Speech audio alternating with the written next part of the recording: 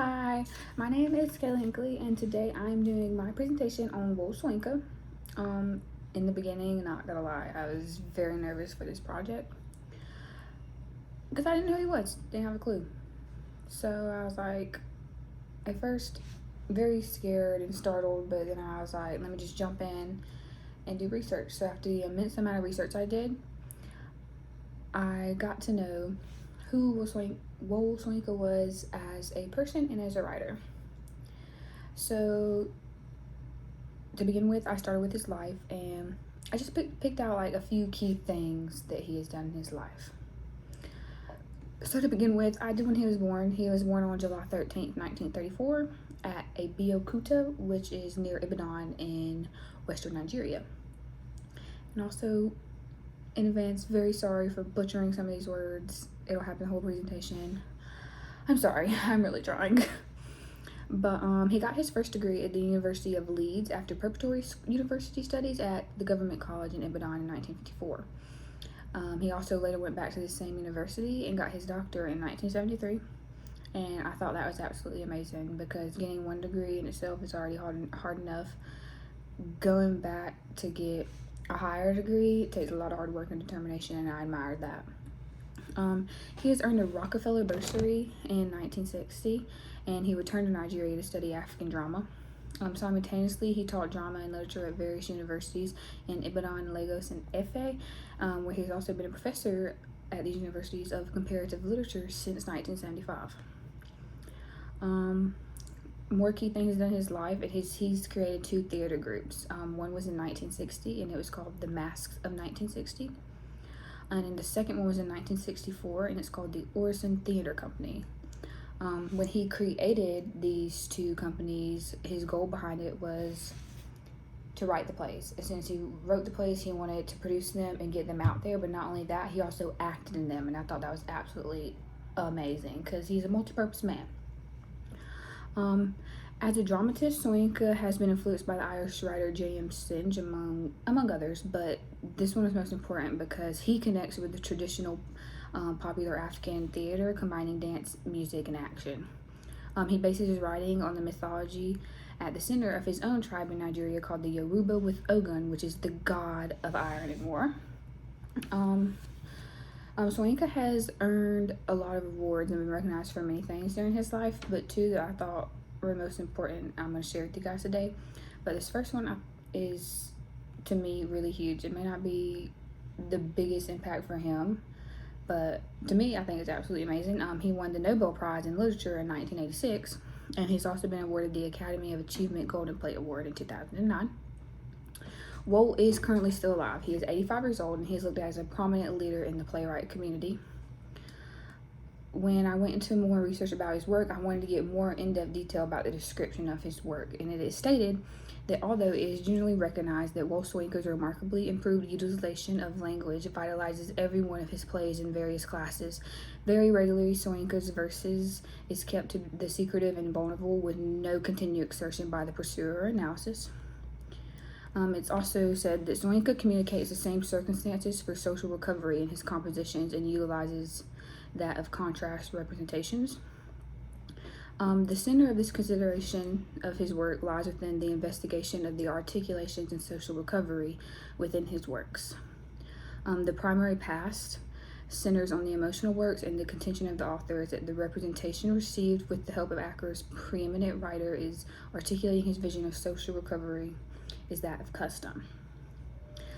Also, Wole Soyinka presents advanced African verses, and after that centers on the critical voice in African dramatization, fiction, and verse. It's also affirmed that to the truth that Soyinka's works emerges from an enthusiastic and most frantic concern for his community. Soyinka as an author uses his work to paint a picture of a social mission and vision, using poetry as a medium to specific man's encounters within the society in which he somewhat lives and mostly survives. I thought this was important because when I did my research on him, where he's from and the trials and tribulations he's been through impacts how he writes. He uses a lot of his home in Nigeria to reflect his writings and what he's been through back there. So when I wanted to pick one of his works, I went with a poem, just because in the second language class you have to take, I forgot what it's called, but in the second literature class you have to take, I know at the end of the last semester we got to break down poetry, so I just want to do that again because I had a really fun time with it. So the poem I decided to pick was called In the Small Hours. And I'm going to be reading you guys the first stanza of that poem. So here it is. Blue diaphane, tobacco smoke, serpentine on wet film and wood glaze, mutes chrome, Reese velvet drapes, dims the cave of mirrors, ghost fingers, comb seaweed hair, stroke aquamarine veins of maroon mariners, captives of Cirque's sultry notes. The barman dispenses igneous potions, somnambulous the band plays on. So this was the first stanza that I decided to break down to you guys. So when I was first breaking it down, I decided to go line by line to break down what it meant. So the first line is blue diaphane tobacco smoke. At first I didn't know what diaphane was. Looked it up, transparent, and how I see it is that this first line makes me think they're in a room, and when he's looking out in the room, it's smoky and it's kind of got like a blue tint to it because of all the smoke that's in there. And that reminds me of being in a bar. So I get a picture of a bar scene, tons of smoke, and with the lights hitting the smoke, it kind of makes it look bluey. So I thought that was what that meant. So the next line is serpentine on wet film and wood glaze. And serpentine means it is a dark green mineral and it's similar to snake skin. So that makes you think of the bar tops, maybe like a wooden bar top with like a nice like epoxy over it, so it's shiny but like you've got the green tints in it. So that's what I thought about that.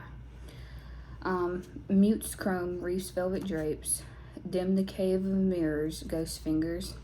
This makes you think of dim lighting, it's muggy in there, probably really hot. Probably doesn't smell the best because you're in a bar and you got all this smoke coming at you. Everyone's smoking different stuff.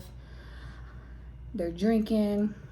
To continue on, it says comb seaweed hair, stroke aquamarine veins of maroon mariners, captives of Cirque's sultry notes. The barman dispenses igneous potions.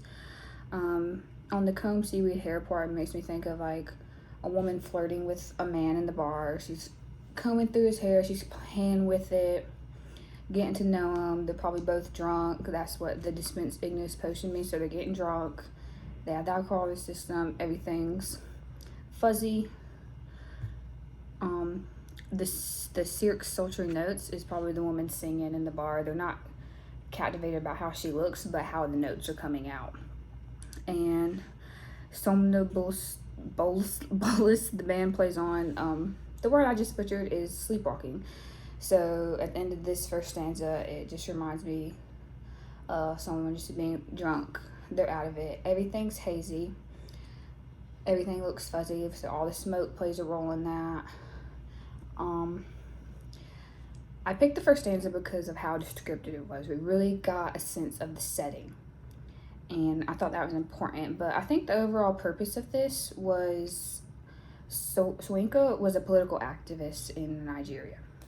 He spent time in jail trying to avert Nigerian civil war, and when he was in jail, a lot of what he went through there and after and a little bit before represent his work.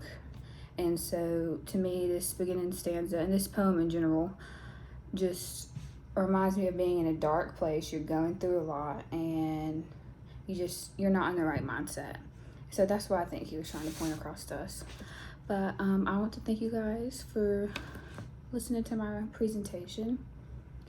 And that's all I have for you guys today. Thank you. Bye-bye.